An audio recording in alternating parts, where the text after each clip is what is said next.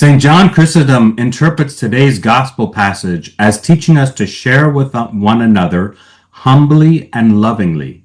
According to the saint's interpretation, as cited by Brant Petrie, Jesus miraculously multiplied 5 loaves and 2 fish to feed thousands of men, women, and children who had gathered by Jesus.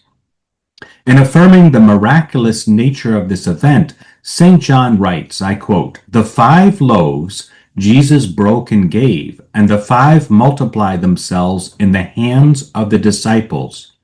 And not even here does he stop the miracle, but he made them even to exceed not as whole loaves, but as fragments. St. John comments, by giving away nothing more but bread and fish, proposing the same food to everyone and sharing it, and by offering one no more than to another, the Lord was teaching humility, self-control, and love.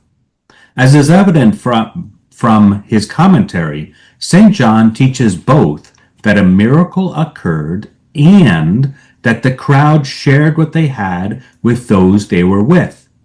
Using our imagination, we can picture the first people receiving pieces of the original 5 loaves and 2 fish, and then seeing them multiply in their hands. They do not keep the excess food for themselves, but share it with those by them, and those who receive the excess food see it miraculously multiply in their hands, and, following the example of those who gave it to them, share the extra food with those by them. This pattern of receiving, giving, and sharing continues until everyone in the crowd has sufficient food to eat.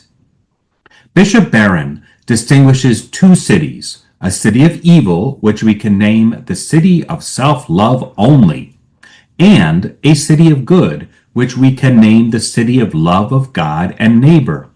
These 2 cities, as their names suggest, are distinguished by how their inhabitants understand sharing. In the city of love of God and love of neighbor, every inhabitant sees his neighbor as his own center, according to the phrase, "Your center is my center." Because of this view of their neighbor, whenever anyone is in the city of love of God and love of neighbor is hungry, thirsty, and in need, his needs are met by his neighbors. Since his center is also viewed as their center, his concerns are needs, and needs are understood as theirs. However, in the city of self-love only, every inhabitant sees his center as unrelated to anyone else's center.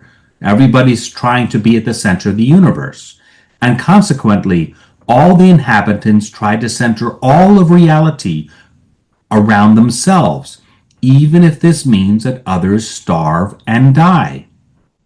Lord Jesus, grant us the grace to see our neighbor's center as our own.